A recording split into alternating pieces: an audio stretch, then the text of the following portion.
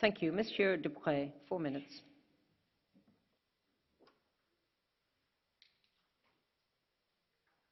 Madame la Présidente, il faut dire la vérité.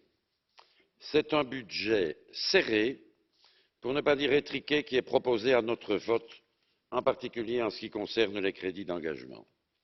Qu'on en juge, avec un montant total en engagement de 160 milliards, le budget 2018 ne progresse que de 282 millions par rapport à 2017, soit nettement moins que l'inflation.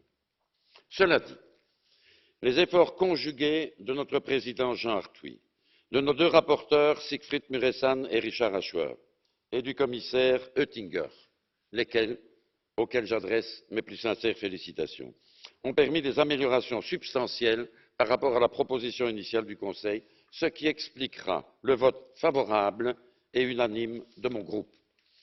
Comme mes collègues, je salue en particulier les moyens supplémentaires attribués à la recherche, aux jeunes, aux PME. Je salue également l'accroissement, modeste mais réel, des moyens attribués à l'initiative Emploi Jeunes et l'engagement unilatéral de la Commission de déposer un budget rectificatif en cas d'augmentation des besoins. Je me réjouis des moyens supplémentaires obtenus pour rencontrer l'objectif de consacrer 20% des dépenses de l'actuel cadre financier pluriannuel à la lutte contre le réchauffement climatique en exécution des engagements internationaux qui ont été pris. Je tiens encore à saluer les moyens supplémentaires qui ont été obtenus en matière de lutte contre le terrorisme, en renforçant les capacités opérationnelles d'Europol et d'Eurojust.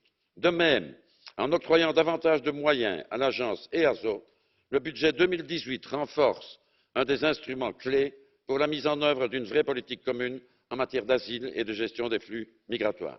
Je salue également, comme beaucoup de nos collègues, l'augmentation des crédits pour le programme Stratcom, communication stratégique de l'Union européenne vers les pays tiers. À l'heure où l'information libre et démocratique est menacée par les fake news et la propagande de certaines puissances étrangères, il est important et essentiel de réagir. Enfin, il y a une diminution des crédits que je veux saluer publiquement. Il s'agit de la réduction de 105 millions et de la mise en réserve de 70 autres millions des crédits attribués à la Turquie au titre de la préadhésion.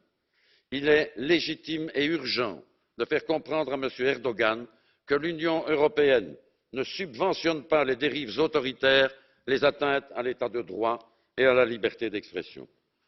Cela dit, je tiens à exprimer aussi publiquement quelques motifs d'insatisfaction plus personnels. Je regrette en particulier qu'une proposition présentée à mon initiative par la délégation du Parlement n'ait pas été retenue lors de la conciliation. Il s'agissait d'une déclaration conjointe des trois institutions qui demandait à la Commission d'envisager la possibilité de proposer de nouveaux instruments juridiques et financiers pour venir en aide aux victimes d'actes terroristes et à leurs familles. Je regrette par ailleurs qu'il ne soit pas mieux tenu compte des besoins réels d'institutions, par exemple de la Cour de justice de l'Union européenne. Sur un budget de 160 milliards, j'ai peine à comprendre le refus d'approuver 1,5 million de crédits demandés et justifiés par la Cour, soit 0,00009% du budget total de l'Union. Conclusion, Madame la Présidente. L'expérience de ces dernières années me conduit à penser que dans son dispositif actuel, le cadre financier pluriannuel est un corset qui fige la répartition des moyens au profit des politiques existantes et fait plus difficilement place aux politiques nouvelles. Il est donc urgent et nécessaire que le futur cadre financier pluriannuel permette une plus grande flexibilité, à la fois à l'intérieur des grandes rubriques et entre les rubriques, et assouplisse les conditions de mobilisation des instruments de flexibilité. Un tel changement est nécessaire avec de nouvelles ressources propres pour faire face à l'avenir. Je vous remercie. Thank you. Monsieur Dupré, there is a blue card from Mr. Etheridge. Will you accept the blue card? Yeah. Yes, sir.